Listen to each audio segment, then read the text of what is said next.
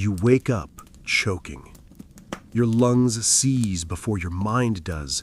The air is thick and wet and sharp, burning the back of your throat like spoiled vinegar mixed with rot. You are on your knees beside a wooden vat that is frothing too fast, the surface heaving as if something alive is trying to climb out. Your hands are stained a sickly blue-green, the color smeared deep into your skin, under the nails, into the cracks. Someone is screaming somewhere behind you, but the sound feels distant, like it has to push through mud to reach your ears. You retch, but there is nothing left in your stomach. The ground tilts.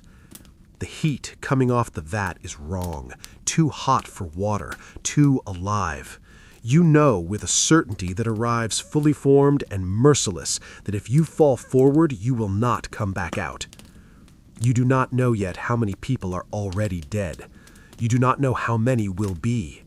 The smell is the first thing that will never leave you. Even later, when you are far from this place, it will wake you in the night. Rotting leaves, stale urine, sour milk left in the sun. Something metallic, faintly sweet, like blood warmed too long.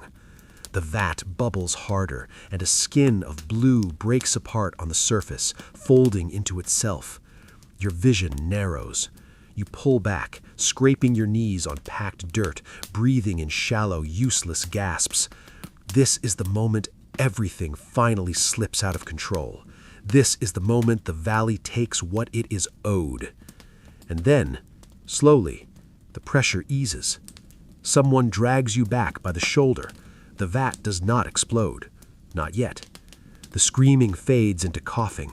You sit there, shaking, alive by accident, not understanding how you reached this point or how long you have been here. That understanding comes later. For now, you are still breathing. Welcome to this place. Welcome to this experiment in survival, memory, and chemistry. You are not watching a story. You are inside one. You are here to endure the slow work that once colored the world blue. If you want to survive history like this, if you want to walk into the past and come back out again, take a moment to subscribe. Then let your body settle. Let your breathing slow. What comes next is long, and it is quiet, and it does not care if you are ready. You begin again, before the vat's boiled, before the sickness, before the blue soaked into your skin so deeply it never truly washed away. You arrive at the valley at dawn, when the light is thin and gray and the ground still holds the night's cold. The land sits low, pressed between shallow hills that trap fog like a lid. A river runs through it, slow and brown, carrying the smell of silt and decay. This is where indigo grows. This is where you are told wealth can be pulled from leaves if you are patient and strong and careful enough not to die. The first thing you notice is the silence. Not the peaceful kind, but the heavy absence of birds, as if the air itself is tired. Your boots sink slightly into damp soil with every step. The ground has been walked flat by years of labor, packed hard and slick in places where water never quite drains. You can already smell the plants before you see them. Indigo bushes spread low and dense, their leaves small and dark, giving off a faint green bitterness when brushed by your legs. The air is cool, but you sweat anyway. The valley does that to you. It holds heat when the sun rises and refuses to let it go. Even now, before the day has fully begun, the promise of it presses against your skin. You are told, without ceremony, that this work is slow, that it requires waiting, that nothing happens when you want it to, and everything happens at once when it finally does. You are told this as if it is advice, not a warning. The vats sit near the river, lined up in uneven rows. They are made of wood, thick planks bound with iron bands already rusting at the seams. Some are new, many are not. When you lean close, you can smell old failures baked into the grain, past batches, past mistakes, past bodies. You learn the routine before you learn the danger.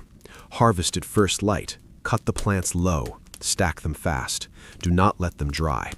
The leaves matter more than the stems. The leaves are everything. You work with a blade that dulls quickly, your hands slick with plant sap. The leaves stain your fingers green at first, harmless, almost clean.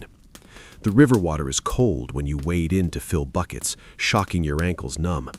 You haul the water back, sloshing, careful not to spill too much. Every drop counts.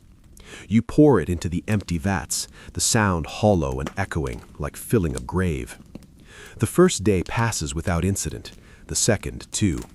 Time stretches. You eat little. Rough grain, dried fish if you were lucky. The work never stops long enough for you to feel full. Your muscles ache in a dull, constant way that becomes background noise. Then the leaves go into the vats. They are packed down with poles, forced under the water until the surface goes dark with floating fragments. Stones are added to weigh them down. The smell changes almost immediately. What was green and sharp turns sour and thick. The water clouds. Heat begins to build, slow and steady like a fever. You are told this is necessary. The rot is the point. Days pass, measured not by light, but by smell. The vats begin to foam. Bubbles rise and burst, releasing invisible gas that stings your eyes and makes your head swim if you lean too close. You learn to turn your face away while stirring, breathing shallowly through your mouth, though it does little good. At night, the valley does not cool the way it should. The vats radiate warmth, steaming faintly under the stars. You lie on rough bedding, listening to insects and distant water, your body humming with exhaustion. Sleep comes in pieces. When you dream, the color blue is everywhere, even though you have not seen it yet. You notice small things going wrong before anyone admits it. A vat that bubbles harder than the others, a worker who vomits behind the sheds and cannot stop shaking. The river level dropping slightly, leaving the water more stagnant near the banks. Your skin begins to itch. Your hands crack. The smell clings to your clothes, your hair, the inside of your nose. You stop noticing it consciously, which is how it gets dangerous. The chemistry is working, whether you understand it or not. Inside the vats, the leaves are breaking down, releasing something hidden, something that does not want to be blue yet. It needs air. It needs violence. It needs time. You are part of that process now, whether you intended to be or not. On the fourth morning, you wake with a headache that does not fade. The fog in the valley is thicker than usual, clinging low and heavy, trapping the smell close to the ground.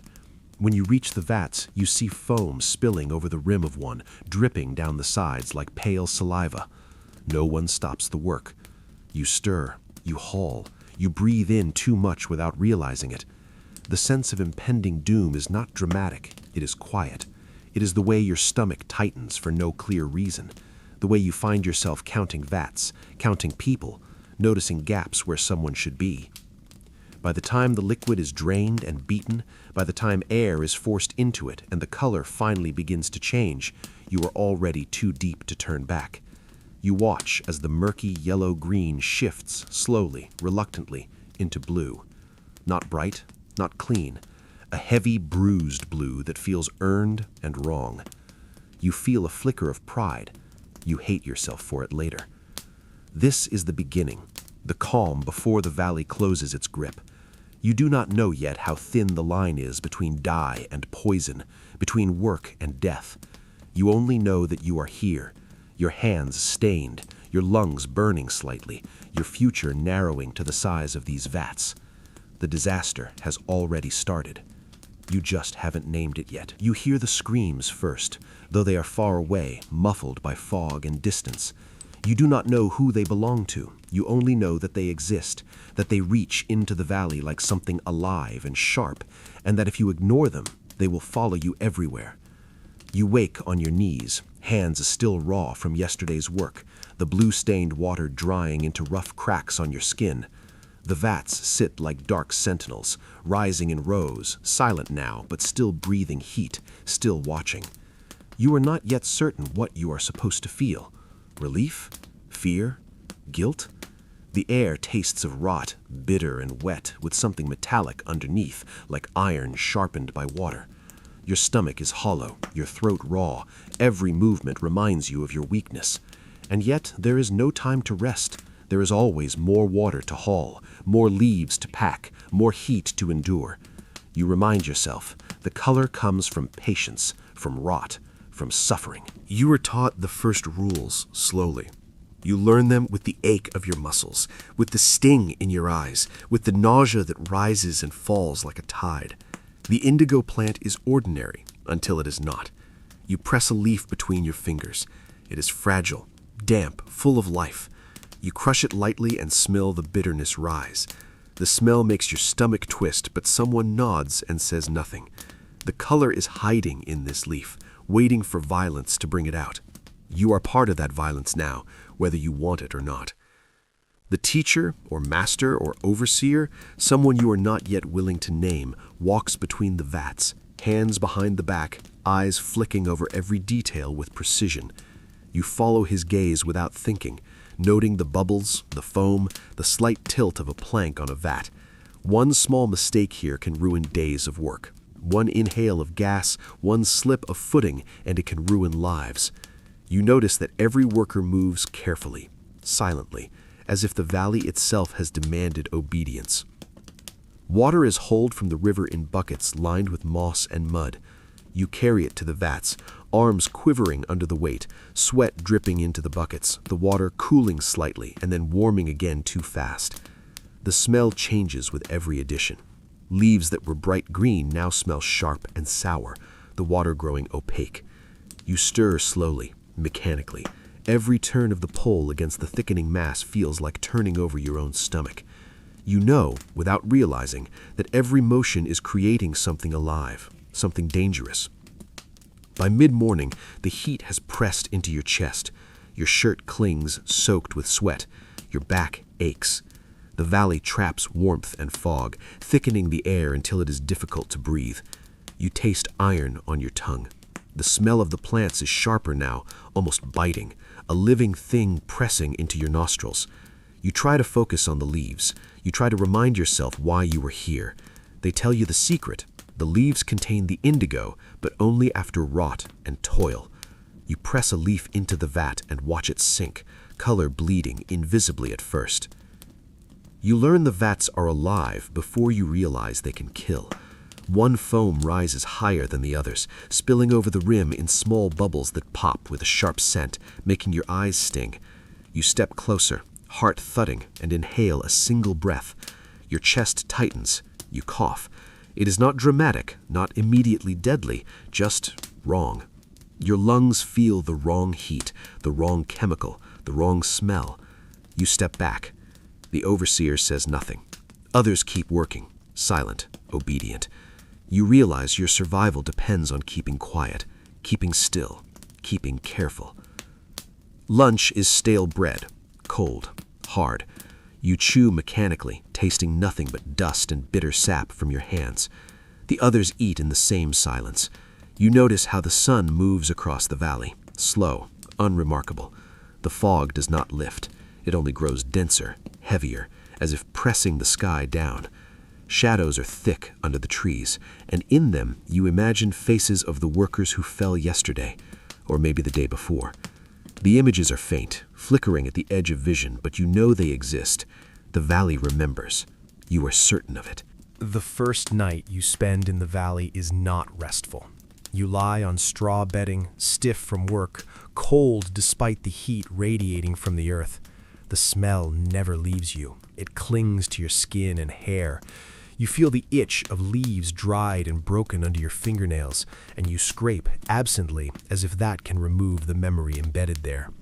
Outside, the river moves slowly, invisible beneath fog, carrying its brown water past the edges of your vision. The night insects drone endlessly, and every small sound is magnified. You do not sleep fully. You cannot. By the second day, your body has adapted partially. The ache in your muscles is constant, dull, like the background noise of the valley itself.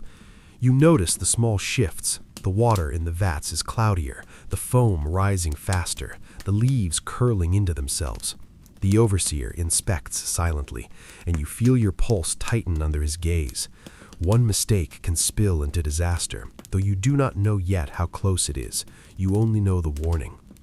Your hands are stained now, permanently in places, and the color seeps beneath your nails. You wash them in the river. The water turns green. You rinse again. The color remains. You feel it crawling into your skin. You feel it crawling into your memory. You cannot stop it. You begin to see it in everything, in the fog, in the river, in the dirt under your fingernails, in the folds of the vats themselves. Indigo is not a color yet. It is a threat. It is a shadow waiting to solidify. Every leaf you crush, every stir of the water, every inhale of air is part of the work. You feel it pressing down. You feel it watching. You notice the first subtle signs in others. A man pauses mid-stir, pale at the lips. A woman wipes her sleeve against her mouth and coughs once, hard, quietly. No one speaks. No one acknowledges it. You are learning the first rule of survival. Deny everything that is wrong. Deny the fatigue, the nausea, the smell. Deny the blue creeping into your body. The valley does not reward honesty. By the third day, the vats have taken on a weight you can feel in your chest. Foam bubbles like breathing lungs. Steam rises faintly, stinging your eyes. The smell turns pungent, almost unbearable. You stir again and again, feeling the effort push through your bones. Sweat drips into the vat. Small cuts from leaves sting with salt. Your muscles burn with exhaustion. You do not pause. You cannot. Pausing is the first step toward death in this place. The leaves themselves begin to seem different. Once fragile, they are now slick and pulsing in the water. You can feel them resist your stirring, almost as if they are alive, almost as if they know you. You hesitate, pulling the pole back slightly. You sense your heart beat too loudly in your chest. The overseer's gaze is on you without looking at you. You know he will not speak, but you feel his judgment in every moment. Night falls again. You lie awake, shivering under straw bedding dampened with river mist, the valley breathing against you in fog and heat. You can hear water dripping into vats, shifting in the darkness. Shadows move between the vats, imagined or real. Every creak, every sigh of wood, every whisper of leaves in the mist makes you flinch. You cannot sleep. You will not sleep fully. By the fourth day, the reality begins to press against your mind. Your stomach twists at the smell. Your eyes burn from the rising fumes. Your hands ache in ways that are almost nerve deep. You do not speak to anyone. You cannot. Words feel dangerous. You watch the foam rise, the leaves curl, the color begin to edge toward the blue that has not yet revealed itself. You know that you are on the edge of something unavoidable, something heavy, something alive. And so you stir, and you wait, and you breathe shallowly, carefully, painfully. You are learning what the valley demands. You are learning the patience of indigo, the slow violence of rot, the hidden work of chemistry that will eventually overwhelm you. You are learning that every color, every leaf, every drop of water carries a cost. You do not know yet what that cost will be, only that it is coming. The blue is patient, the valley is patient, and you are already too deep to turn back. You wake to the smell again. It is sharper now, heavier, filling your nose, your mouth, your lungs, pressing down your chest with its weight. The valley does not let it leave. You pull your shirt over your nose and mouth, but it does not help. The scent has found every pore. You stumble toward the vats, hands shaking, knees weak, the mud underfoot soft and slick. The water inside is no longer calm. It moves against your pole like it resents your intrusion. Foam rises in slow, deliberate waves, curling over the edge like fingers reaching for you. You remember that at some point the leaves were green. At some point they were innocent, fragile, almost sweet in the way new plants are. That memory is already distant, a faint echo drowned beneath the sour, rotten chemical stink that now defines the valley. You grip the pole harder, your knuckles white beneath the grime. Every muscle in your body screams with effort. Your back aches, your shoulders burn, and still you stir. You have no choice. The vats demand it. The valley demands it. The water bubbles more aggressively today. Small pockets of air rise to the surface with a soft hiss, breaking under thin, pale skins that collapse almost immediately. You lean closer, compelled even though your body protests. The smell stings your eyes, but you blink it away. One mistake, one lapse in attention, and the vat will punish you, though you do not know yet how. You stir, scraping the leaves at the bottom, watching them shift and curl, darkening, disintegrating. The green is gone. Yellow, brown, blue hints beginning, all mixed with the thick, sour water. Your stomach turns, churning violently, but you cannot stop. Every stir splashes small droplets across your hands, arms, chest, even your face. You taste it in the back of your throat. Your tongue itches, your fingers burn, the skin under your nails cracks. Small cuts from yesterday's work flare as you push harder. You taste iron, rot, and the faint chemical tang of indigo unformed, raw, not yet color, but already alive. You are not alone. Other workers move silently around you, faces pale, eyes tight against the smell, hands moving automatically, numbly. Some cough quietly behind vats, turning their heads as if hiding the sound from the valley itself. One worker pauses, gripping the edge of a vat, bent over, shaking slightly. You glance toward them. Their lips are blue, not indigo yet, pale, bruised blue that makes your stomach tighten. You look away. Survival requires denial. You remind yourself to deny. Time stretches. Minutes fold into hours. The sun, hazy behind the fog, drifts slowly across the sky. Your feet ache from standing in mud. Your knees are stiff. Your shoulders scream with the constant motion. You notice your own breath becoming shallow, uneven. Each inhale tastes sharper than the last, a metallic tang with rot layered over it. The air feels heavier, almost liquid. You fight the rising panic, the urge to stumble back, to breathe fully and then regret it. You cannot leave, not yet. The first nausea hits mid-morning, a twist in your stomach that makes your knees buckle slightly. You bend forward, gagging, tasting the foam rising over the edge of the vat. Your throat burns. You wipe a sleeve across your mouth, but the taste remains. You feel dizzy, lightheaded, a buzzing in the skull. The foam laces your hands, your arms, your face. It clings like a second skin. You stir more slowly now, trying to keep control, trying not to collapse into the frothing, alive water. By midday, the sickness has grown steady. You feel it in waves, cresting and falling, never leaving long enough to rest. Your legs ache, your arms quiver. Your chest is tight, the weight of the fog and the vats pressing down, pressing you down. Sweat streams into your eyes, stinging them. You blink repeatedly. Your vision narrows. The green-brown foam blurs into something darker, heavier, almost black, though you know it is only the start of blue. You taste bitterness constantly. You do not notice when it seeps into the pores of your skin, staining everything. The overseer moves between vats without a word. You watch him approach another worker, silent, pale, eyes darting. The man sways slightly, coughing once, a hard, wet sound. No one stops working. No one acknowledges him. The valley does not allow hesitation. You swallow hard, feeling bile rise. You step back slightly, unsure if your legs will hold. They do, for now. You stir again. You begin to notice your heartbeat. It thumps, loud and echoing in your chest, in your ears, every thump a warning. The foam rises more aggressively now. Tiny bubbles break across the surface with soft pops.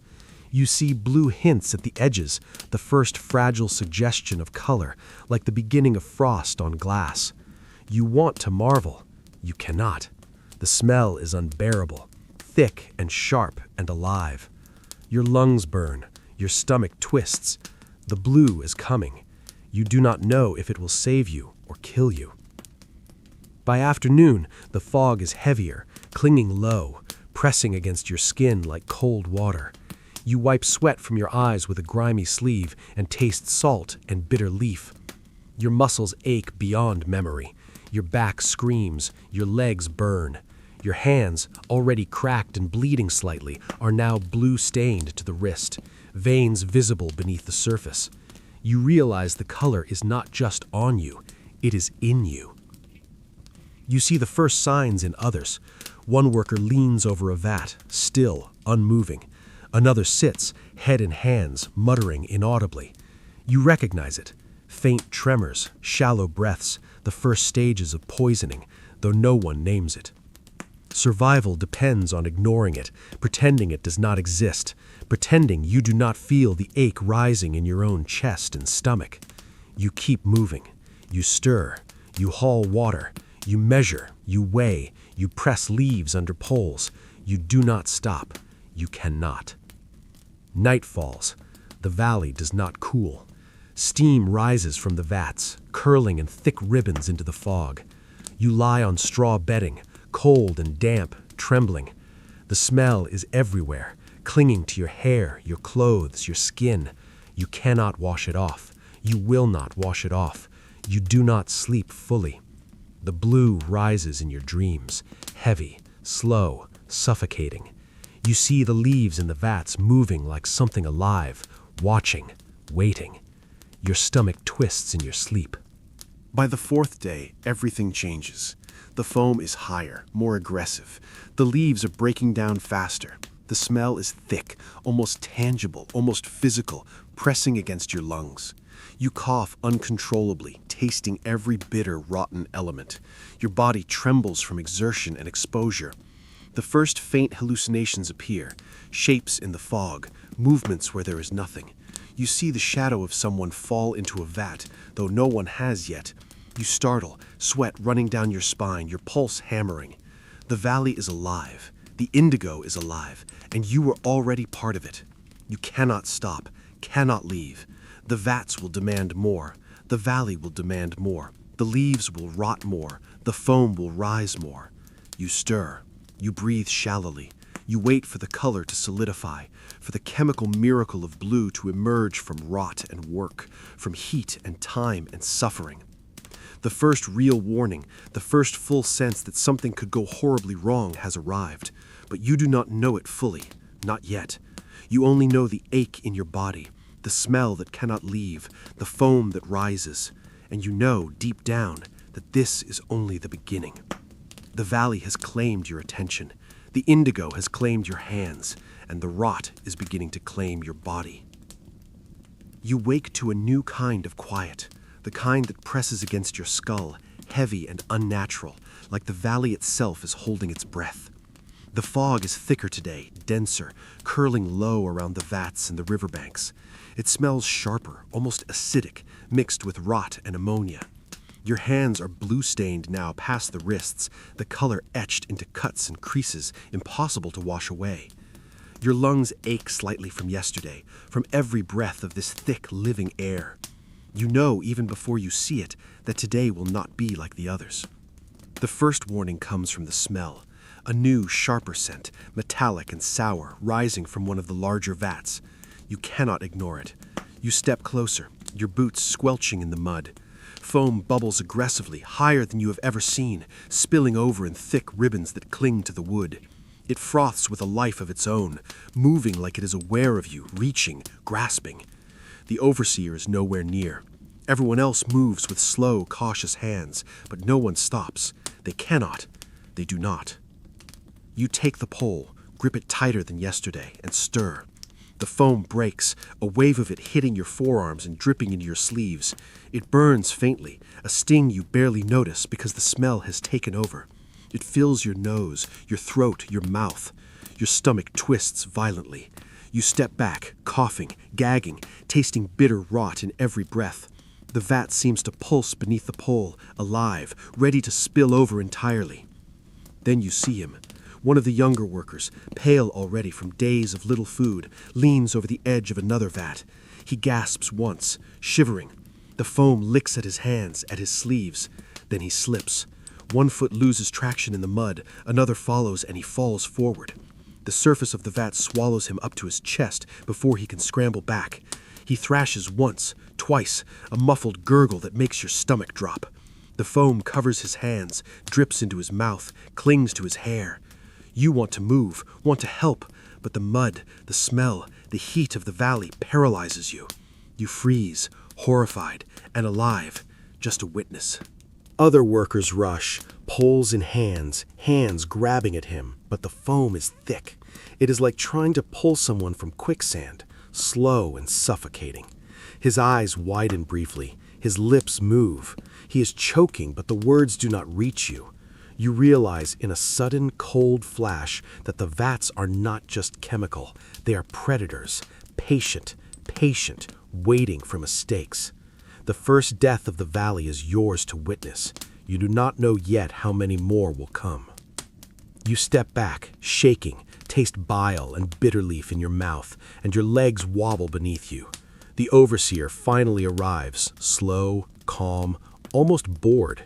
He assesses the scene without speaking, without touching, without saving. Others scramble around, pulling poles and leaves, trying to contain the foam, trying to stop it from spilling into the mud, into the river. The man, child really, is pulled free, coughing violently, blue at the lips, trembling. No one offers words. The silence is total, oppressive. The smell intensifies. The foam overflows now, spilling onto the mud, onto feet, onto legs. It clings to skin. It burns faintly, chemically, unnervingly.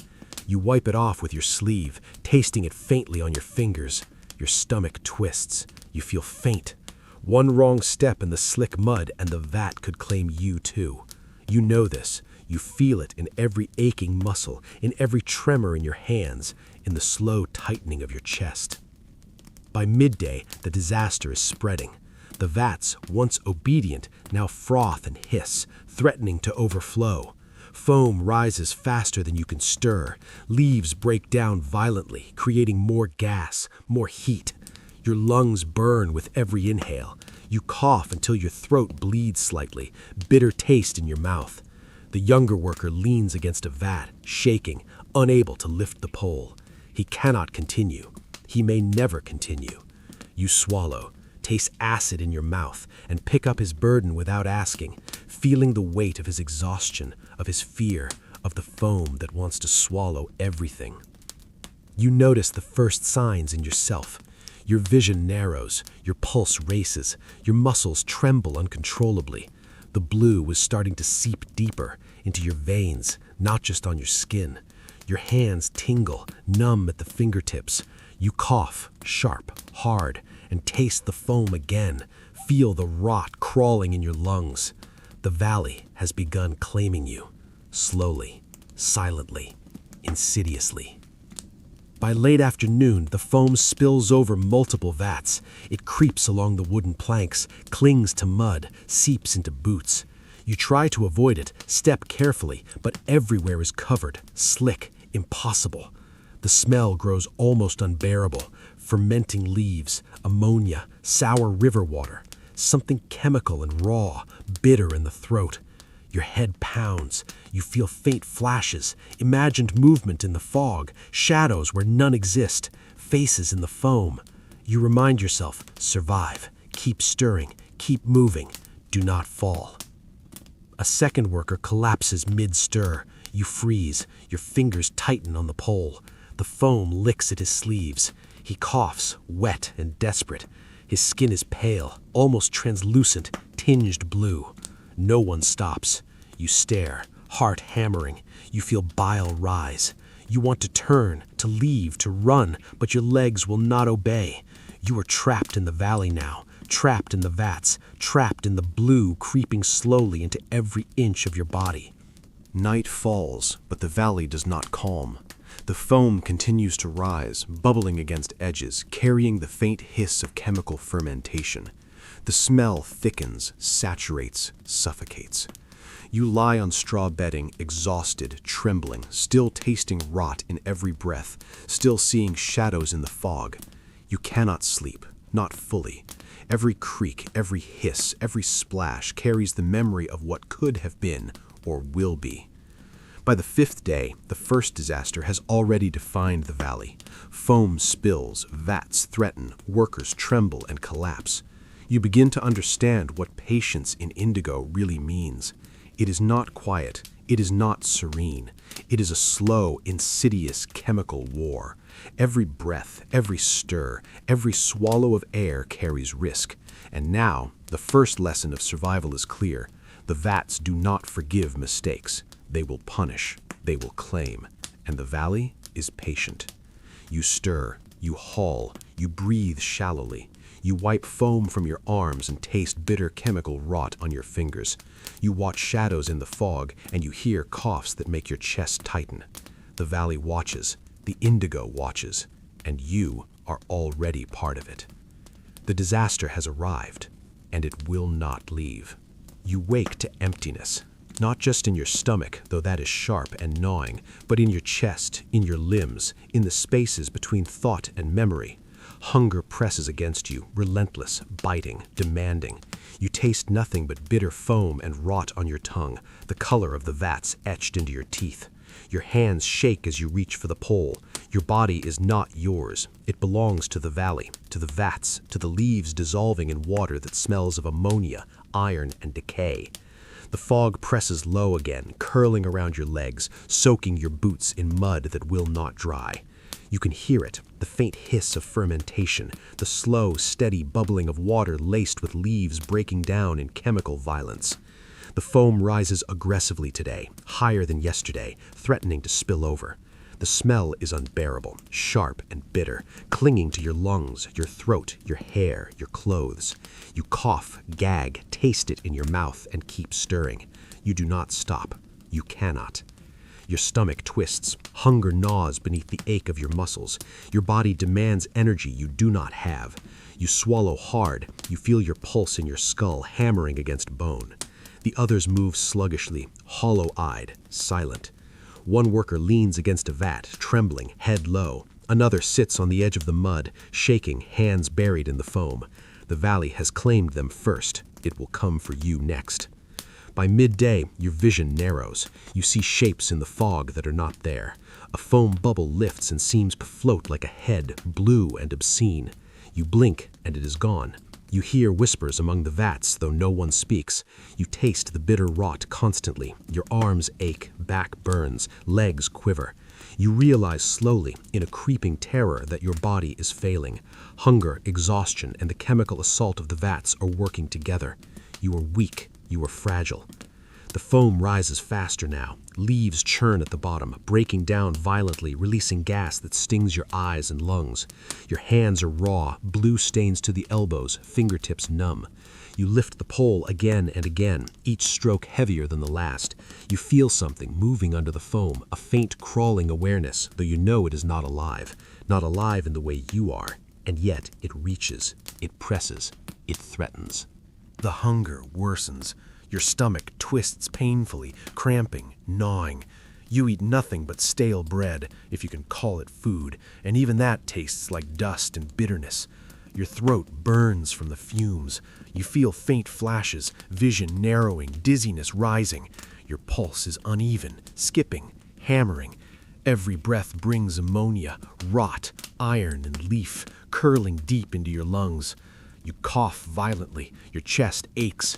You stumble slightly, catching yourself on the vat, foam clinging to your arms, soaking into your sleeves. By late afternoon, the hallucinations are stronger. You see figures moving in the fog, tall shadows that stretch across vats, across mud, across your mind. You hear laughter where there is none, whispers that rise and vanish, murmuring in a language you almost recognize. Your muscles tremble, exhaustion wrapping your body in cold, sticky bands. Your stomach twists, your mouth tastes foam, your lips are cracked and blue. The valley waits, patient and merciless. You notice the others fading. One worker lies face down in mud, twitching. Another sits rigid against a vat, lips blue, eyes wide. The overseer walks past without looking, hands behind his back, calm, unshakable. You realize that survival does not depend on skill or strength. It depends on ignoring the sickness, ignoring the hunger, denying what is happening to your body. Denial is the first step. Obedience is the second. Breath is the third. Night falls, but sleep does not come. You lie on straw bedding, shivering despite the heat of the valley and vats. The smell clings to you. The taste of foam is still in your mouth. Shadows flicker in the corners of your eyes. You see the foam rise, black and bruised in your mind, reaching, pressing. You hear the hiss of fermentation, the slow, steady promise of chemical violence. Your pulse hammers, your stomach twists. You close your eyes and see blue. Always blue. By the next morning, the valley has fully claimed your body. Hunger has hollowed you out. Exhaustion weighs every movement down. The foam rises faster. Gas bursts from the vats in sudden, sharp hisses. Your lungs sting, throat burns, and your stomach cramps violently. You lift the pole with trembling arms, muscles screaming, eyes watering. You taste rot constantly. The blue is everywhere now, in the foam, in your blood, in your thoughts. You feel it crawling, spreading. The hallucinations are relentless. You see faces in the foam, hands reaching, shadows writhing. You hear laughter from the mist, whispering voices that mock, that demand, that promise punishment. Your pulse races uncontrollably. Your breath comes in shallow, rapid gasps. Hunger gnaws, exhaustion drags, rot and chemicals burn. Your body wants to collapse. Your mind wants to escape, but you cannot. You are trapped. By the third day, your endurance is tested beyond anything you imagined. The vats boil, the foam rises, leaves disintegrate violently. You taste chemical rot in every breath. Hunger has become a dull scream in your belly. Your limbs tremble, but you continue to stir, to haul, to endure. The others falter, collapse, fall silent. Some do not rise. You do, barely. And yet, even as your body fails, even as the hallucinations rise and hunger claws relentlessly, even as the foam threatens to spill and the valley presses down on every inch of you, you continue. You stir, you breathe shallowly, you taste rot constantly. You feel the blue creeping, crawling, spreading. You know now that there is no end, no mercy, only the slow, deliberate suffering and the chemical patience of indigo. The vats wait, the valley waits, and you are trapped within both. You wake to a silence that is wrong. Not quiet, not peaceful, but a silence pressed against your eardrums like thick mud. You taste it first. Bitter, metallic, ammonia sweet. And then you notice the bodies. Not all of them, not yet, but enough. One worker lies face down in the mud, blue lips stiff. Another leans against a vat, trembling, eyes wide, barely breathing.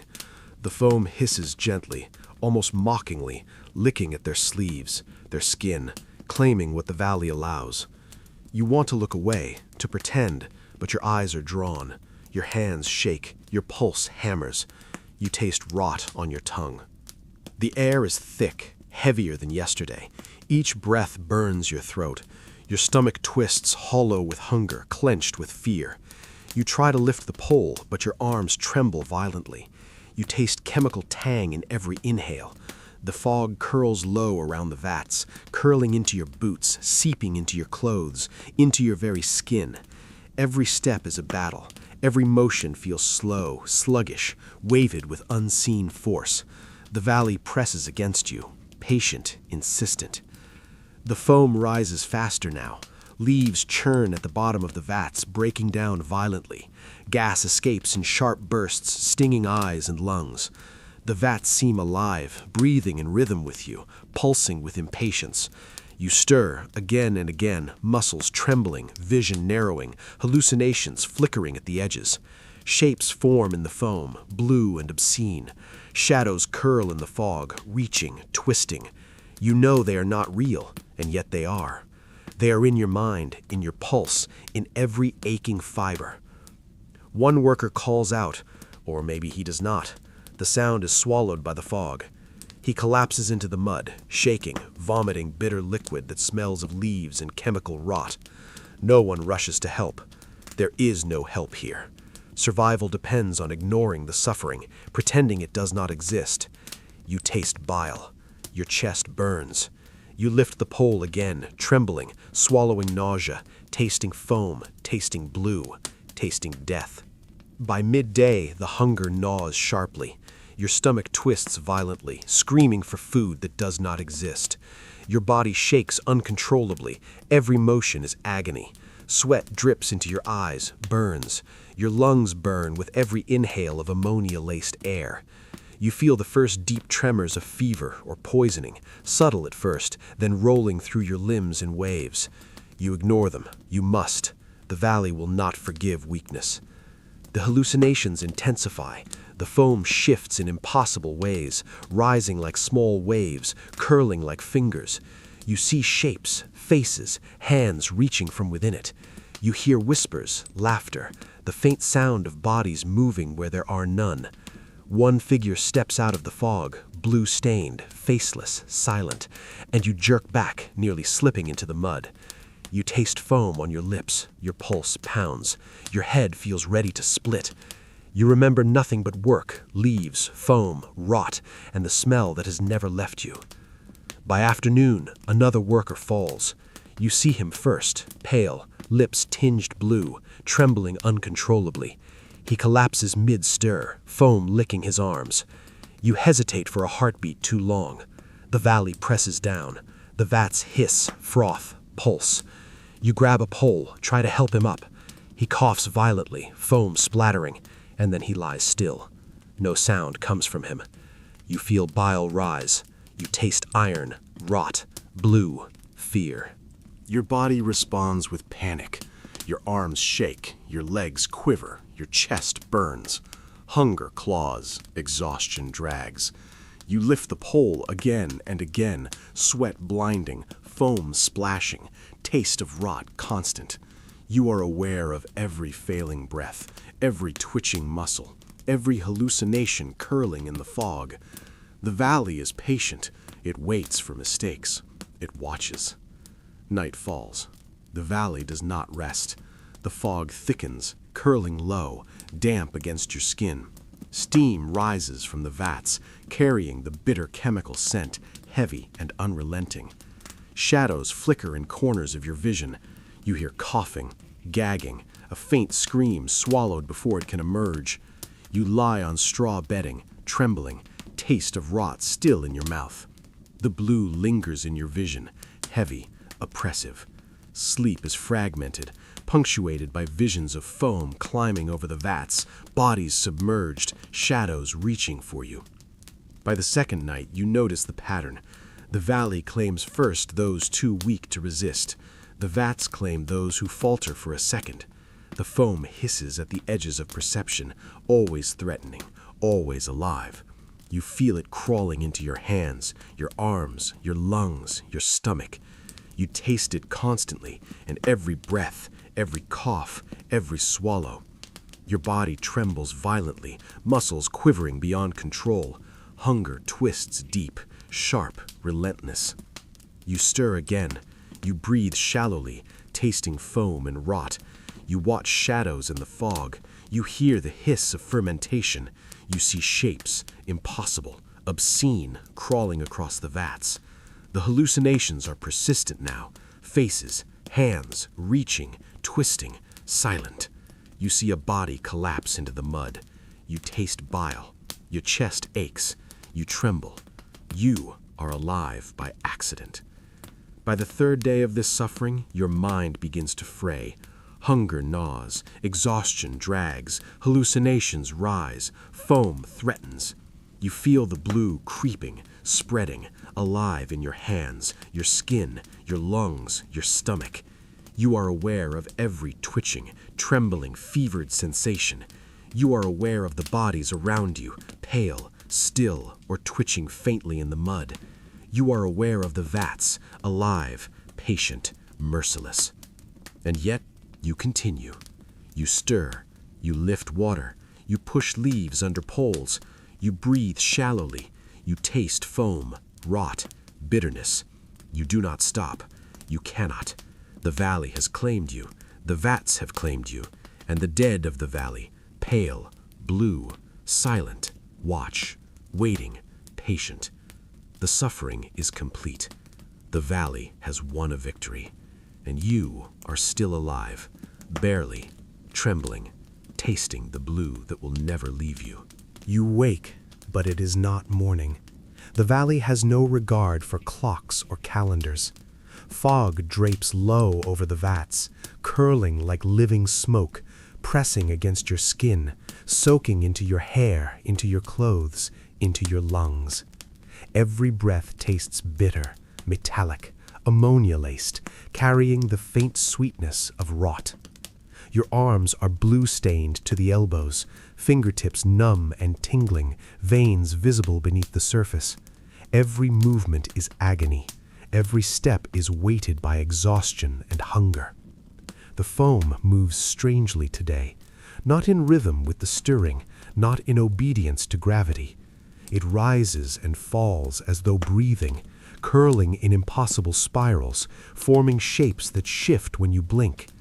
A shadow seems to detach itself from a vat, tall and thin, blue-stained, faceless. You flinch, it is gone. Your pulse hammers, you taste bile, hunger claws. Foam clings to your hands. The valley is patient. It watches. You hear voices. Faint at first, whispers carried on fog that has no wind. They are soft, almost comforting, almost familiar. Then laughter joins, dry, brittle, mocking. You spin, searching for the source. There is no one, only vats, foam, fog, and shadows that twist in impossible ways. You swallow, taste bitter chemical rot in your mouth, and lift the pole again, trembling, quivering, muscles screaming. By mid-morning, the hallucinations intensify. You see faces forming in the foam, pale and blue, twisted with silent agony. Hands reach, curl, grasp, then vanish. Shadows move independently of the fog, creeping across the mud, across vats, across your mind. You blink, trying to ground yourself. Your stomach twists violently. Hunger gnaws. Exhaustion drags. Foam splashes over your sleeves. You taste it, bitter, chemical, alive. One figure lingers longer than the others. Blue, faceless, silent, reaching. You flinch. Your body trembles. You are certain it wants something from you, though you do not know what. You lift the pole again, stirring violently, muscles straining, sweat blinding, lungs burning. The foam swirls, curling around your pole like it resents you. The valley presses closer. The vats hiss. Leaves churn violently. By midday, you hear it clearly. Laughter, whispers, footsteps in the fog. You are certain you are not alone, though the others lie pale, silent, or collapsed in mud around you. Hunger twists your stomach. Fever and chemical exposure claw at your muscles. Your head pounds with every heartbeat. Shadows reach, curl, twist. Faces in the foam stare at you, mouths moving, silent screaming. You taste bile, rot, blue. You stir again. Your vision narrows. Every movement feels delayed, sluggish, weighted. Foam rises faster, leaves churn, gas bursts in sharp hisses. The hallucinations move with the foam, independent of your mind now. You see impossible shapes, twisting forms, bodies submerged and crawling, rising, falling, dissolving. You feel their presence. You do not know if it is real. You do not know if it matters. You taste bitter chemical rot constantly. By afternoon, the hallucinations dominate. Shapes curl around vats, hover in fog, cling to mud. You see workers who are gone, their bodies claimed by vats or sickness, moving silently, faceless, blue-stained. You hear voices from nowhere, whispering, mocking, urging, threatening. Your pulse races, your chest burns, your stomach twists. Hunger gnaws. Foam clings to your skin. You lift the pole mechanically, trembling, shivering, tasting bile, tasting blue, tasting fear. By evening, the valley seems alive in ways you cannot name. Vats pulse independently. Foam climbs impossibly high, curling, twisting. Fog shifts like waves, forming shapes and then erasing them. You feel it crawling under your skin, in your veins, in your lungs, in your stomach. Hunger, exhaustion, and chemical exposure combine into a delirium. You stumble, nearly falling into foam, tasting bitter, metallic rot. Your pulse hammers, shadows curl and twist in impossible ways. You see them again, faces in the foam, bodies submerged, hands reaching. Some vanish when you blink, some linger, mocking, silent, alive in ways that cannot exist. You taste the foam on your tongue, bitter and chemical.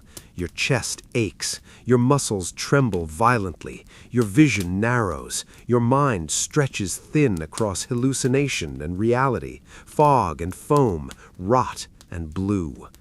Night falls, though it makes no difference. Fog thickens, foam hisses, shadows crawl across mud, vats and vision. Voices whisper, laughter echoes. You lie on straw bedding, trembling, tasting rot, tasting foam, tasting blue. Sleep comes in fragments, dreams of foam swallowing bodies, leaves curling in impossible shapes, vats rising, blue spreading, shadows reaching. By the third night, your grip on reality is tenuous. Hunger gnaws, exhaustion drags, hallucinations dominate. Foam is alive, vats are alive, the valley is alive, watching, patient, relentless. Blue has spread deeper into your skin, your lungs, your stomach, your veins. You stir again and again, lift the pole, taste rot, taste blue, taste fear. You do not stop, you cannot. And yet, even in the delirium, even in hallucination, even in the gnawing, twisting pain of hunger and exhaustion, you are still alive, barely, shivering, trembling, blue-stained, broken.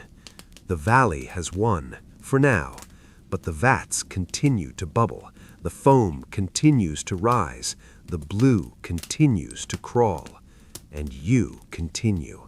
You wake to chaos, though you do not fully remember falling asleep. The fog presses low, curling like a living thing, thick and damp against your skin. Steam rises from the vats, hissing sharply, carrying the bitter chemical smell of fermentation and rot, of leaves breaking down into something dangerous, something alive. You taste it on your tongue, bitter, metallic, ammonia-laced, and it makes your stomach twist violently.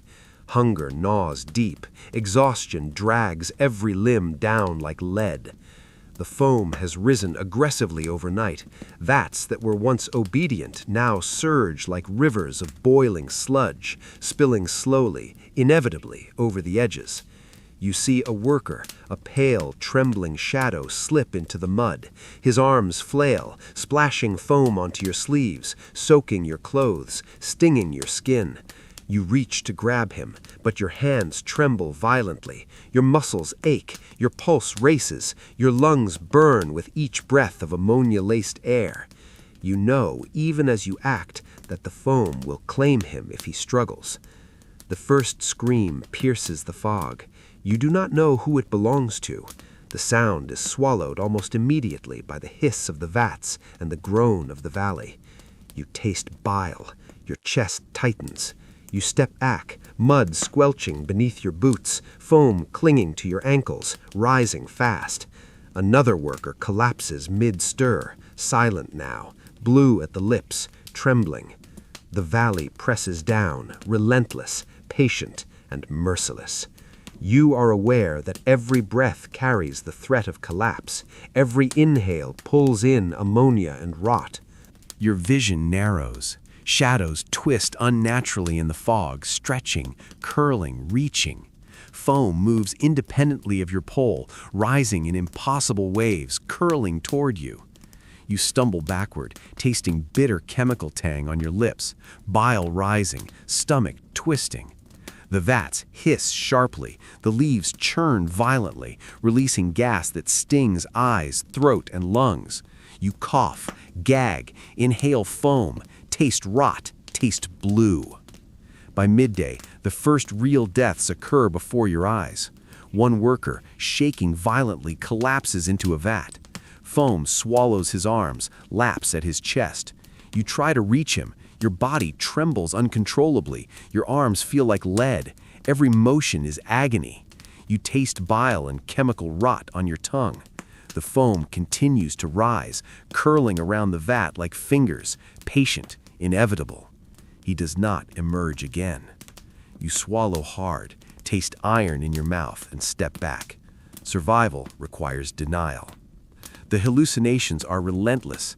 Shadows twist in the fog, faces form in the foam, pale, blue, screaming silently. Hands reach, twist, curl. You blink, they remain. You hear laughter, low and brittle from nowhere. Whispers rise, echoing off mud and vats. Hunger gnaws deeper, exhaustion drags harder. Your muscles tremble violently, your pulse hammers. You lift the pole again, trembling, tasting foam, tasting rot, tasting fear. By afternoon, more workers collapse. You see them fall, stiff and pale, blue-stained, swallowed by mud or foam.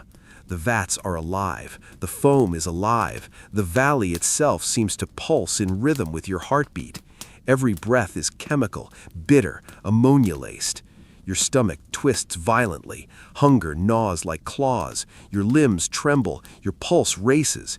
You stir mechanically, lifting water, pushing leaves under the pole, tasting rot constantly. The overseer does not intervene. He moves calmly between vats, hands behind his back, eyes cold. You realize survival does not depend on skill, obedience, or strength. It depends on ignoring the dying, ignoring the hallucinations, denying the hunger, denying the blue creeping through your veins, and keeping the pole moving. By evening, the foam threatens to overflow entirely. Vats hiss and boil. Gas bursts from the water in sharp, sudden sprays. You stumble, nearly falling into a vat yourself. The chemical tang in your mouth is constant now. You taste it on your skin. Shadows twist, reaching from the fog, curling toward your feet. Hunger and exhaustion have hollowed you out. Your muscles tremble violently. You lift the pole again. You stir. You breathe shallowly. You taste blue. Night arrives, though the valley makes no difference between day and night. Fog thickens, clinging low, pressing into your lungs, your chest, your skin. Foam hisses, steam rises, shadows twist, faces appear in the foam, pale, blue, silent, reaching. Whispers and laughter echo through the fog. Hunger gnaws, exhaustion drags, fever or chemical exposure racks your muscles. Your pulse races, your stomach twists, you are trembling, shivering, tasting bile, tasting rot, tasting blue. By the second night, hallucinations and reality merge. You see workers who are dead moving in the fog. Foam climbs over the edges of vats impossibly. Shadows reach from impossible angles. Vats hiss and boil. Leaves churn violently. Every breath carries ammonia, rot, and chemical tang. Hunger gnaws. Your muscles quiver beyond control. Your pulse pounds. Your chest burns. You lift the pole. Taste foam. Taste blue. Taste fear. You do not stop. You cannot. By the third night, you realize fully, the valley has won. The vats have won. Foam, leaves, rot, chemical fumes, fog, shadows, hallucinations, they have claimed everything but your trembling, exhausted body. You are barely alive, shivering, shaking, trembling, blue-stained, hollowed, broken. And still, the foam rises, the vats hiss, the valley waits, and you stir, again and again. The disaster is complete. The fear, the deaths, the hallucinations, the hunger, the exhaustion, they are all here. And yet somehow, you continue. You wake to a subtle difference in the air.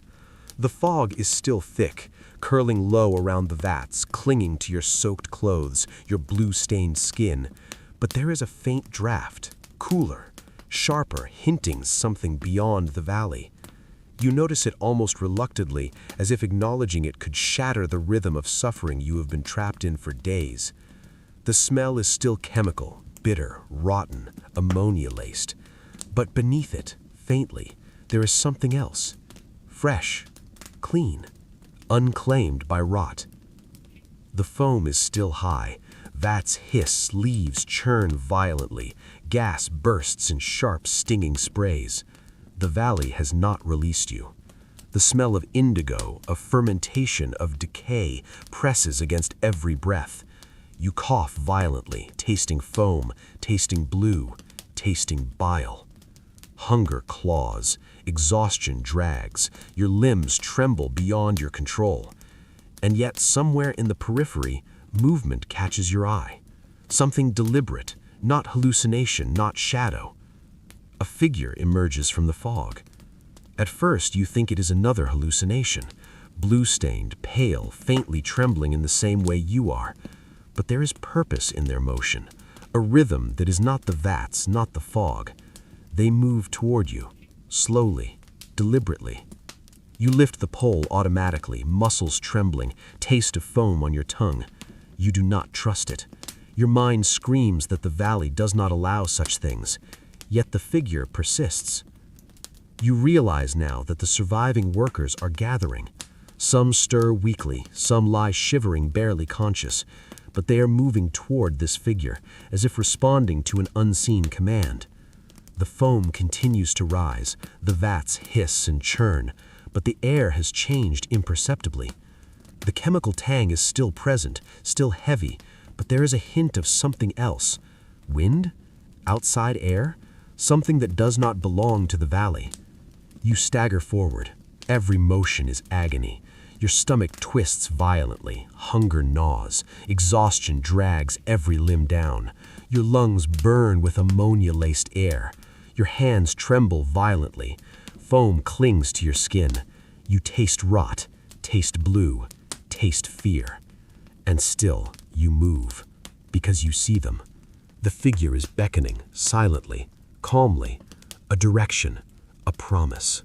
By mid-morning, the first real change occurs. A pathway has opened through the fog, faintly illuminated by light that does not belong to the valley. You follow it mechanically, muscles screaming, lungs burning, body trembling violently. Shadows flicker in the corner of your vision, but they no longer seem to reach for you. The foam has not stopped rising, but the valley's grip loosens imperceptibly. You taste bitterness constantly, but now there is air that is almost clean. Others stumble behind you. One worker collapses, but another reaches a hand to help, dragging them forward. You lift the pole automatically, not to stir, but to steady yourself, to maintain balance as the mud and foam cling to every inch of you. Hunger gnaws, exhaustion drags, blue stains your skin, veins, fingernails, eyes. You taste rot, taste foam, taste fear. And yet, step by agonizing step, you move toward light, toward air that is not claimed by the vats. By afternoon, the fog thins slightly. The hissing of the vats is distant now, not gone, but diminished. The smell of fermentation and rot remains, but there is something new, the faint scent of fresh water, of wind, of life. Your chest tightens.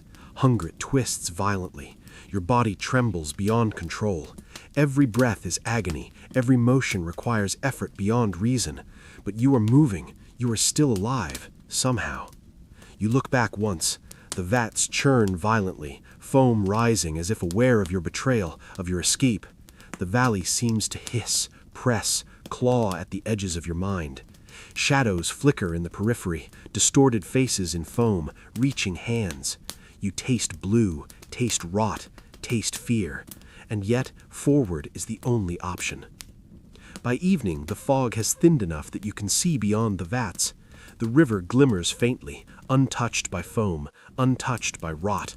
Fresh air presses into your lungs, sharp and clean, but strange, unfamiliar, carrying hunger, exhaustion, and the memory of chemical bites. You stagger toward it, trembling violently, tasting rot in every breath. You do not stop. You cannot. Survival demands motion, however fragile, however agonizing. Night falls, but it is different. Stars pierce the fog for the first time. The valley is behind you, hissing, steaming, pulsing with foam and blue and rot, but it cannot reach this place. You lie on straw bedding, trembling, blue-stained, hollowed, tasting foam and bitter chemical tang, exhaustion clawing. And yet, for the first time in days, there is air that is not claimed. There is wind that is not suffocating. There is light that is not threatening. You are alive, barely, shivering, trembling, blue-stained, broken, but alive. The valley waits, the vats wait, and you remember everything. The foam, the rot, the blue, the shadows, the deaths. You taste them still. They will not leave you, not fully, but for now, you breathe. You wake to silence, but not the oppressive silence of the valley. It is a quieter silence, punctuated only by distant rustling of leaves, the soft trickle of water, the faint hiss of cooling vats behind you. Your lungs ache, your chest burns, but the air feels less suffocating, sharper, almost alive in a way that does not belong to rot or foam. You taste bitterness on your tongue, chemical tang still present, but beneath it, faintly, there is freshness, air that has not been claimed. You rise shakily, trembling violently.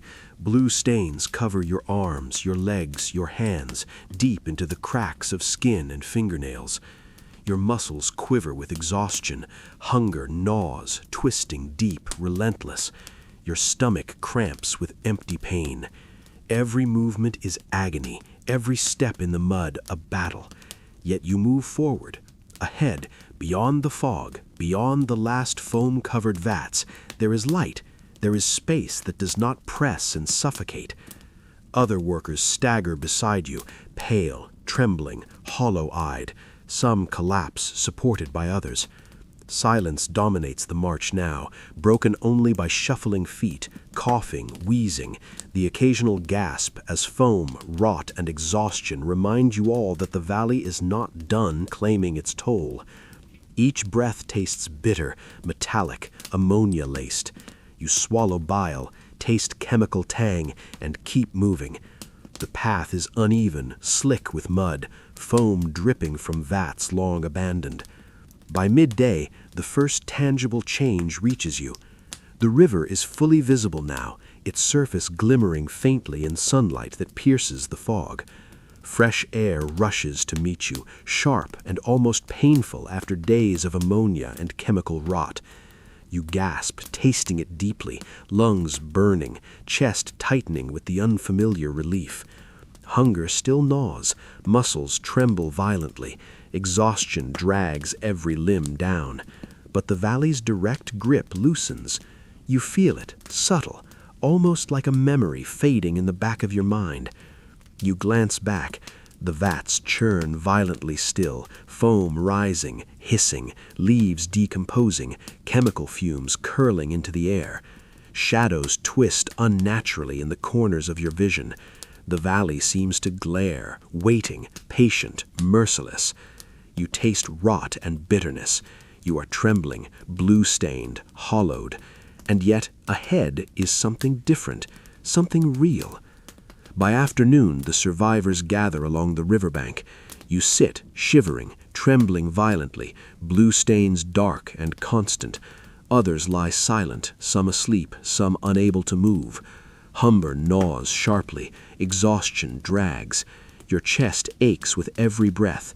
Foam, chemical tang, bitterness, bile, all remain, etched into your body, into your senses. The valley is behind you, but its memory is etched into every muscle, every vein, every nerve. You look at the river. Fresh water glimmers, clear and unclaimed. You dip your hands into it, tasting faint relief, though it does not wash away the blue. It does not erase the rot you swallowed, the foam you inhaled, the bitter chemical tang still in your lungs. It is merely a beginning. You drink carefully, tasting air and water in ways you forgot were possible. Hunger still gnaws, muscles tremble violently, exhaustion drags every limb down. But the valley's direct grip loosens. You feel it, subtle, almost like a memory fading in the back of your mind. You glance back. The vats churn violently still, foam rising, hissing, leaves decomposing, chemical fumes curling into the air. Shadows twist unnaturally in the corners of your vision. The valley seems to glare, waiting, patient, merciless.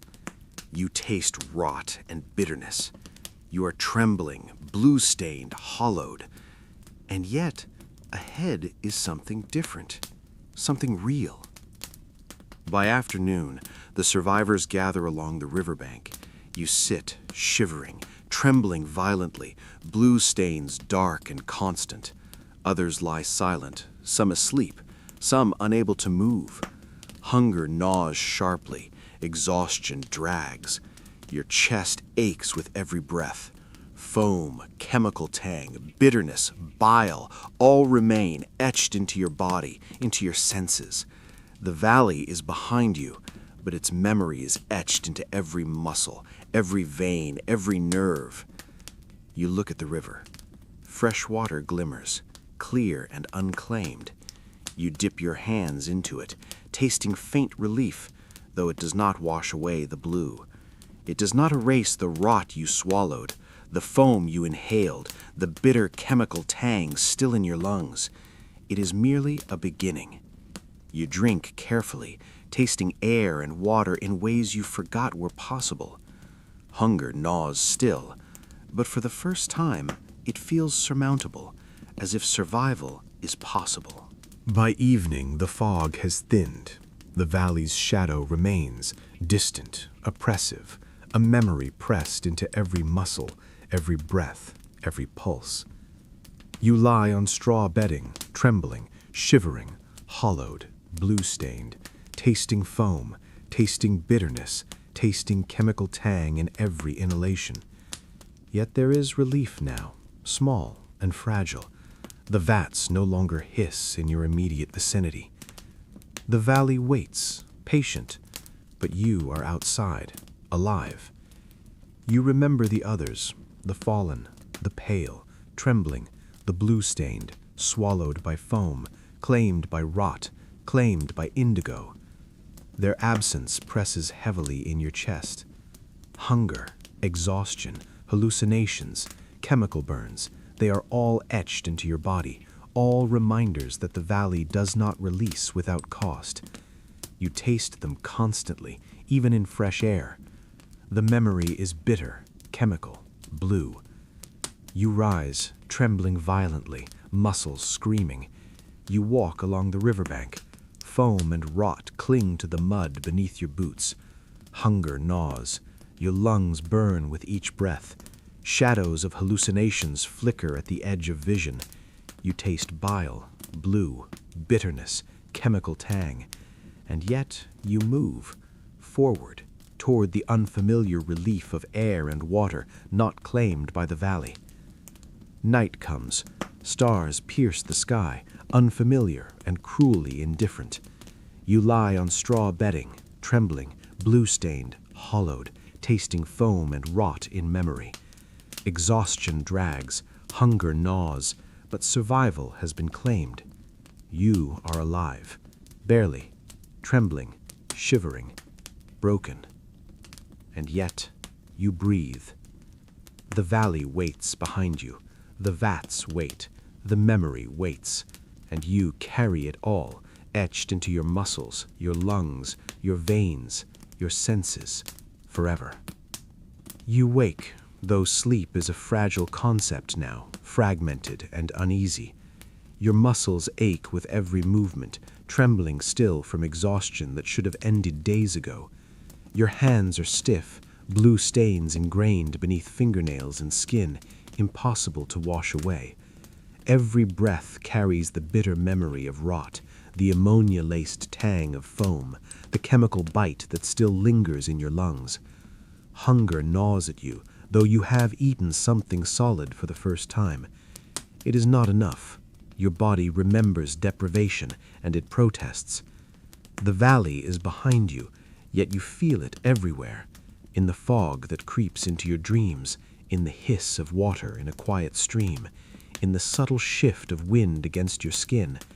Shadows flicker in corners of your vision, sometimes your own, sometimes others. You taste the foam, metallic and bitter, even when it is not present.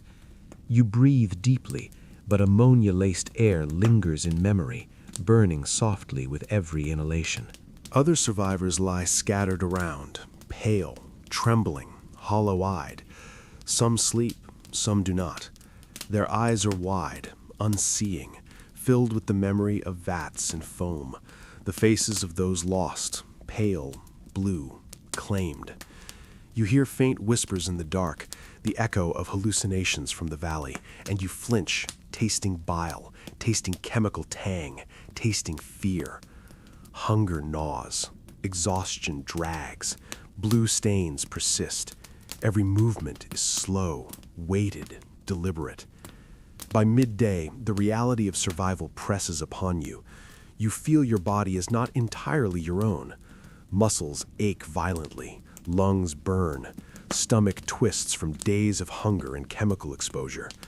The memory of foam clinging, of vats hissing, of leaves breaking down into chemical rot is etched into every nerve, every sinew, every pulse. You lift your hands, trembling violently, and see them, blue-stained, stiff, uncleanable. You taste bitterness on your lips, chemical tang in every swallow. The hallucinations have not fully left. Faces appear in shadows, stretching unnaturally, eyes hollow, lips blue. Hands curl from corners, grasping, disappearing before you blink. You hear laughter sometimes, low and brittle, mocking, distant. You flinch, pulse hammering, chest burning. Your stomach twists. Hunger gnaws. Exhaustion drags. The valley presses on memory, on senses, even on fresh air, and you cannot escape it. Even small tasks are agonizing. You try to wash your hands in a stream, but the foam, rot, and blue will not fully leave. You taste chemical tang in the water. Your muscles tremble violently as you scrub. Hunger claws at your stomach, sharp and insistent. You feel every ache, every tremor, every lingering chemical burn. The valley is no longer physical, but mental. It is in memory, in taste, in breath, in every tremor of the body. By evening, you lie on straw bedding, shivering, hollowed, trembling violently. The stars shine indifferent overhead. Shadows flicker in corners of vision. Faces appear and vanish in foam, in memory, in hallucination. You taste bile, you taste rot, you taste chemical tang in every inhalation. Exhaustion drags, hunger gnaws. Blue stains your skin, veins, nails, eyes. You close your eyes.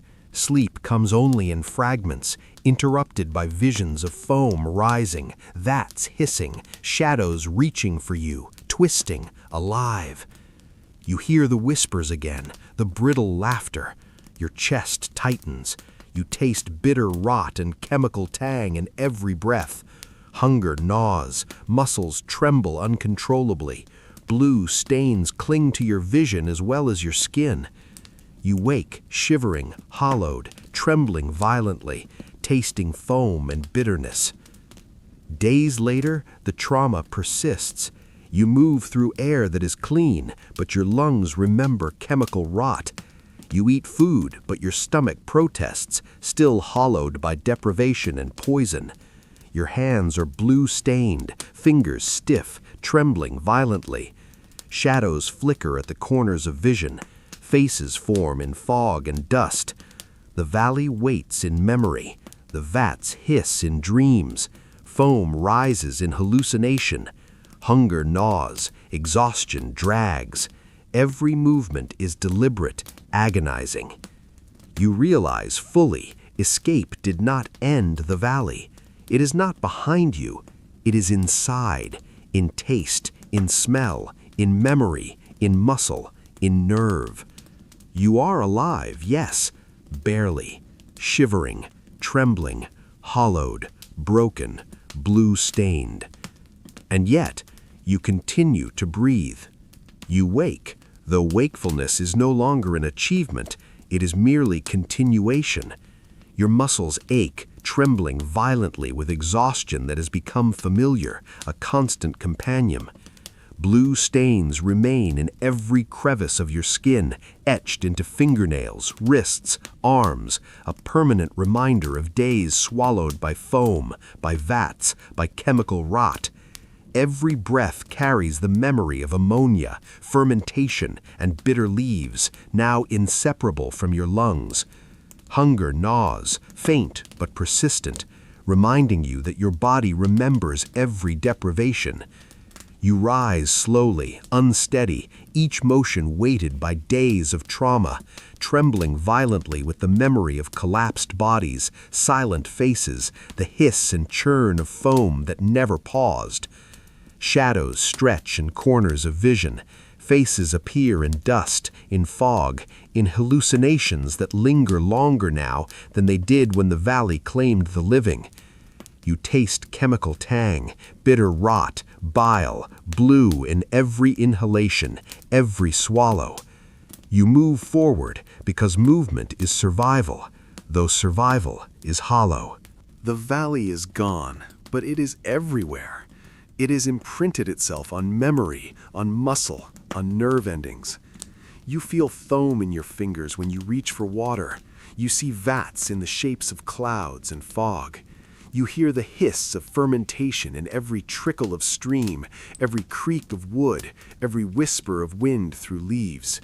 Hunger still gnaws. Exhaustion still drags. Muscles tremble uncontrollably. Shadows curl and twist in peripheral vision, mocking, patient. You taste the first food in days. It is bland, barely satisfying. Hunger gnaws beneath the ache of your muscles, twisting in memory, reminding you that the body remembers what it suffered. Every bite carries echoes of the past, foam, vats, chemical tang, rot. You swallow, tasting them as surely as food. Your stomach protests, your chest aches, pulse hammers in head and limbs, blue stains cling still to your skin. You tremble violently, exhausted, hollowed, alive by chance rather than mercy. You walk slowly, deliberately. Air is cleaner, sharper, though the memory of ammonia and rot curls at the edges of every inhale. Shadows twist in fog, dust, and periphery. Faces of the lost appear, pale, blue, silent, stretching impossibly, dissolving, returning. You hear faint laughter sometimes, brittle, echoing, haunting. Hunger gnaws, exhaustion drags, muscles tremble violently. You taste foam and rot constantly, still blue in your mouth and blood. By evening you rest, shivering on straw bedding, trembling, hollowed, blue-stained, tasting bitter chemical tang in every breath. The stars pierce the night, indifferent, cruelly unaware of the suffering that shaped every fiber of your body and mind. The valley waits in memory. The vats hiss in hallucination. Foam rises in imagination. Shadows curl and twist in the corners of vision. Hunger gnaws. Exhaustion drags. Every breath, every pulse, every motion reminds you, survival does not erase suffering, it only carries it forward. By the second night, dreams come again, vats boiling, foam rising impossibly high, shadows twisting unnaturally. Faces of lost friends stare silently, pale, blue, unreachable. You hear whispers and brittle laughter. Hunger gnaws, muscles tremble violently, chest burns. You taste bitterness and chemical tang, bile and blue in every inhalation. You wake, trembling, shivering, hollowed, tasting foam, tasting fear, tasting the valley in memory as much as in body.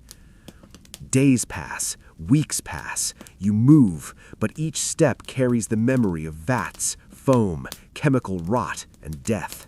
Hunger twists faintly, exhaustion drags faintly, muscles tremble beyond control. Shadows flicker, hallucinations flare, faces appear in mud, fog, and stream. You taste foam constantly, blue in every vein, rot in every breath. You realize fully the valley has not left you, the vats have not released you. You carry them in blood, bone, and mind. And yet you continue, trembling violently, shivering, hollowed, blue-stained, broken, alive. The valley waits, the foam waits, the vats wait. They do not claim you again, not fully, but their memory is permanent. You taste it, you feel it, you see it, you remember it, and you breathe. Because to survive is not to escape. Survival is to carry, tremble, shiver, and breathe with the valley etched into you forever.